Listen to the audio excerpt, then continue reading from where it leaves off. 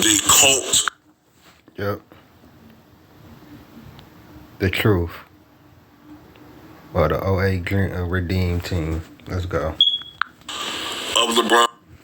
The thing that gets them is that we won't worship LeBron in the way that they want us to do. You know what I'm saying? They want us to worship him. And we will not. And that is the crime that we have committed. So be it. But anyway, much respect to Jay for showing love to Raw for TV, aka the Cash App or in the pinned comment. Can't recall whether it's the Redeem team of 2008 or the 2012 Olympic team, or maybe a combination of both. But anyway,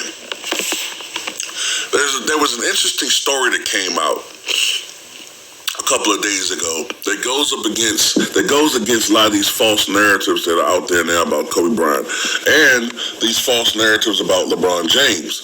See, a lot of people will give you this impression that LeBron was the leader of these Olympic teams, when in reality, the elder statesman.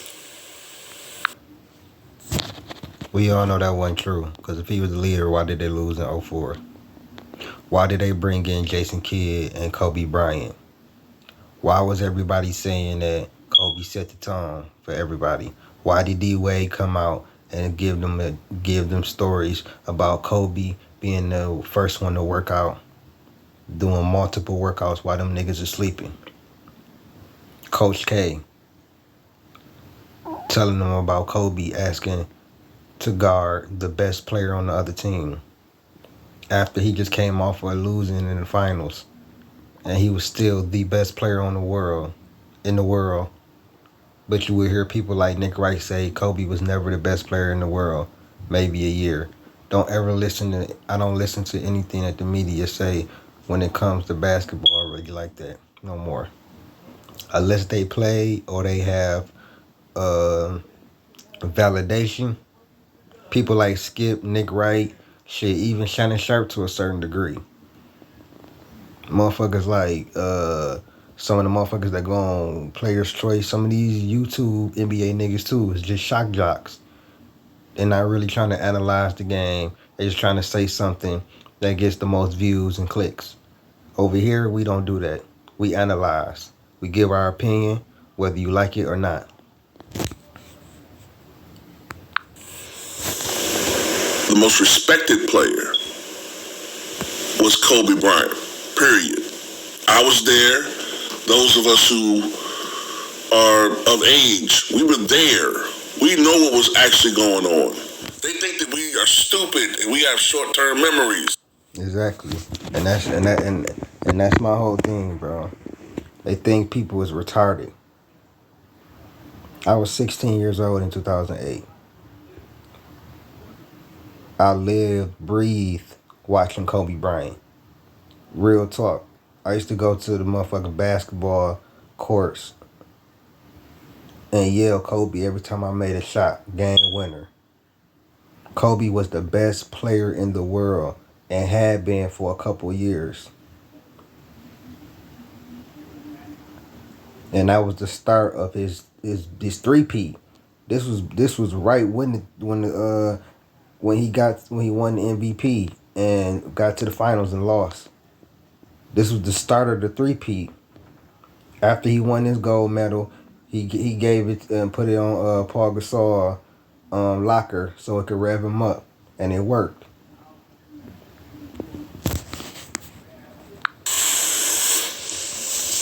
Kobe was the one that came out and participated on these teams, among some other players, but it was Kobe Bean Bryant that led the charge and quote-unquote redeemed men's basketball. Because let's not forget, the team in Athens had LeBron James on there. Remember that? LeBron was on the team that only won bronze in 2004. So how is it that LeBron saved the Redeem Team and he was part of the problem? Kobe was the one that Mike Krzyzewski and other ones said, come on, Kobe, please. We can't win with LeBron. We need you to come back. We need you to represent America. And these is all facts, not opinions. So don't let people like Undisputed and Shannon Sharp try to put this narrative. Who would have won, LeBron's Redeem Team or Michael's Dream or the Dream Team? It was not LeBron's Redeem Team. Kobe Bryant was the leader of that team. Let's keep it a beam, bro. Let's just keep it a beam, bro. Like, I understand y'all think, if you want to think LeBron was the better player, whatever like that, but don't go lying and trying to change history.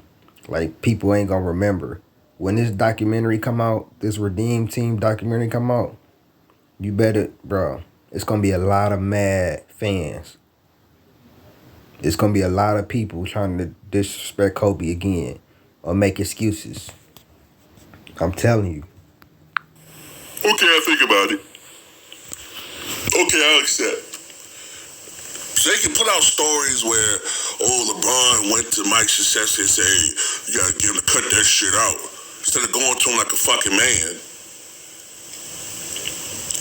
But anyway, this story goes that to inspire his teammates, he wanted them to participate in a 40-mile bike ride. 40 miles. So I'm assuming they went 20 miles riding one way and then came back another 20 miles. At least that's what I'm assuming. Come back, so that's altogether 40 miles. They did this at night. They had on headlights on their helmets. And that's a lot. That's a lot, man. And I don't know what time they started, but they finished at 2 a.m., got some rest, and then woke up at 7:30 and were working out again. And everybody else looked at them and looked at Kobe like, what the fuck? Dwayne Wade, who some people would tell you was better than Kobe Bryant, Dwayne Wade looked at Kobe's work ethic and said to himself, I have to get on his level. I got to get on Kobe Bryant. I have never heard that. And if I ever hear anybody say Dwayne Wade is better than Kobe Bryant, I will smack the hell out of you. No, I will smack the hell out of you.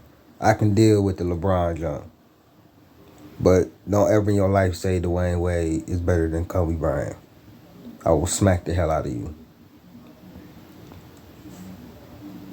That's level before I can take that next step to be even greater. But people will tell you that Dwayne Wade or LeBron are greater than Kobe Bryant, and they're not. And it's this ongoing lie. I've told you guys, here, I've been on social media almost as long as anybody on here. This is an OG telling you that they not better. Why don't you fans understand that stats is not the only thing that makes you better than the other player? Stats can lie. You have to put context when it comes to the stats. If I show you a player that averaged 27 points per game and a player that averaged 25 points per game, but the player who averaged 27 points per game started in the starting lineup from day one, and the player for player two didn't start the first 2 years. They both played 20 years. One player got a significant injury. The other player has never had a significant injury.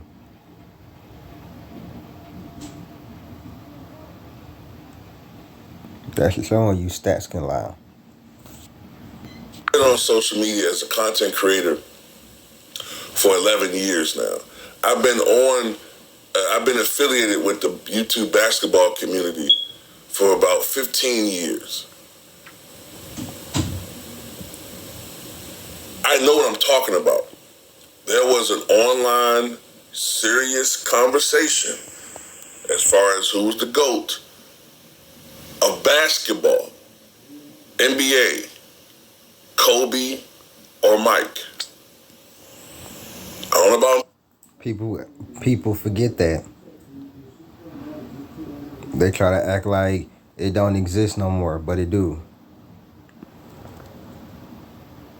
After LeBron won that title in 2016, that's when they started pushing the LeBron Jordan. But it was a point in time where it was who to go, Kobe or Jordan. Kobe or Jordan, especially after Kobe won his 5th title. Let's be real. After 2010, that was a real big discussion, bro. television, but online, that was the debate. And that tells you how much they've stolen from social media. Because it was a serious, raging online debate. Back when they looked down on us, the YouTube community. Even though they steal shit from us, but won't say our names. ESPN, This Day in History, the shit you stole from me. But anyway, these are some of the things you're not going to hear on TV. Because it's not part of the narrative they want to push out there. They hate Kobe Bryant on ESPN because he... Yes. What did I just tell you? Go back to my video on Kareem and Kobe, why their legacies are being disrespected by ESPN. I made a video on this a couple of weeks ago telling y'all that ESPN hates Kobe. I don't understand how people don't know this. Well, young people under 25 don't know this. They hate Kobe because Kobe called them a bunch of idiots because they didn't know what the fuck they were talking about. And most of the people at ESPN don't. They're panderers. They pander to a certain player that I ain't gonna say. They just pander to whatever players pay them. And they have politics going on over there. Called them out for being idiots. They cried crocodile tears when he died, but they didn't really give a fuck. That's what really irritating me is all this fake ass Kobe love I'm seeing from motherfuckers who never gave Kobe love. Shannon Sharp, Nick Wright, Colin Cowherd, on top of other people, like this fake ass Kobe love, bro, that I'm seeing people give him that never gave him ever, that shitted on him all while he was here.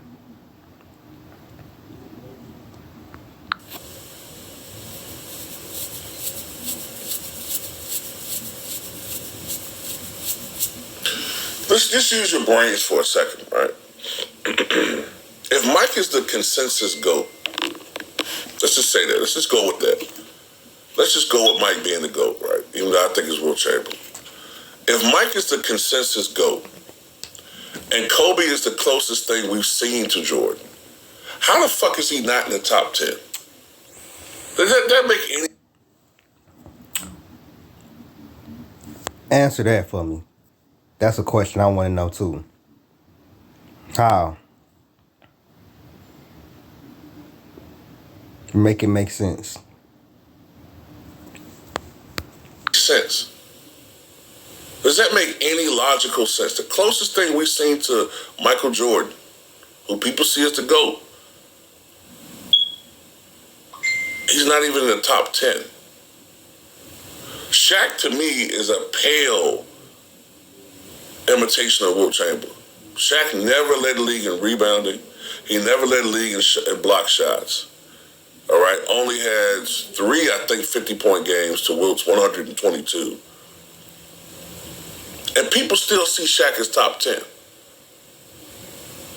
This is a guy that couldn't even keep his weight under control as a young player. Do you know Shaq? Which is why Kobe and him had an issue. He couldn't stay in shape. Kobe was staying in shape, training his body, and Shaq was just living it up. He was content with winning one title, maybe winning 2 titles, 1 title, 1 MVP. And that's why him and Kobe didn't trust him no more after that. And then what happened to him after he left LA? He got with D-Wade when D-Wade was damn near beginning of his prime coming up in 06. D Wade damn near carried him in that motherfucking finals because Shaq did not have a good finals, and then after that, it was downhill.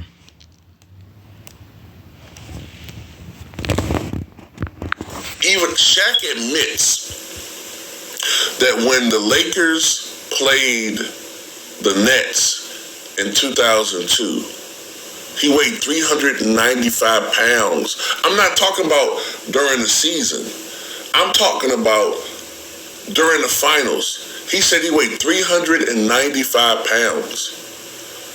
I was amazed. So that means that when Shaq was going to during training camp, Shaq had to be 4'10", 4'15".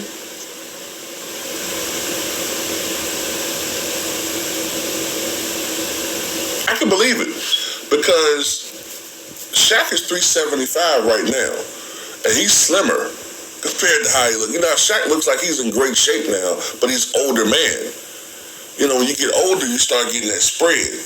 So if Shaq weighs 375 now, yeah, I can believe he was 395 back then. He was carrying a lot of fucking fat muscle.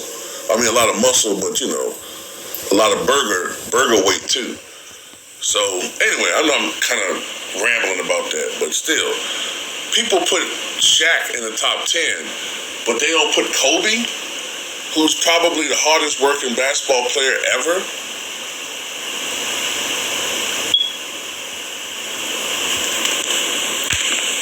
Oh well, so what you guys think? That's a casual take though. That's motherfuckers who hate Kobe. Nobody in their right mind is not gonna have Kobe in the top 10. Really top 5. I don't even know how we even fucking got here to debating is Kobe in the top 10. You know what? I do know how we got here because of the media saying shit like this. Coming up with questions. Is Kobe top 10? Like, that shouldn't even be a question, bro. Y'all got Stephen Curry in the top 10, but Kobe getting kicked out?